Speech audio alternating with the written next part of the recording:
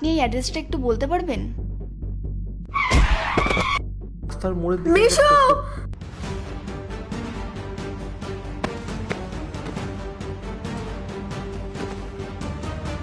ওর কোথাও লাগেনি তো? ভাগ্যিস আপনি ঠিক সময় ব্রেকটা দিয়েছিলেন, আমি না একদম খেয়াল করিনি।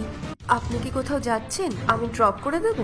আসলে আমি এই অ্যাড্রেসটা খুঁজছিলাম, আপনি একটু বলে দেবেন এই অফিসটা কোথায়? আপনি যে অফিসটা খুঁজছেন সেটা আমারই। ও, এই অফিসটা আপনার?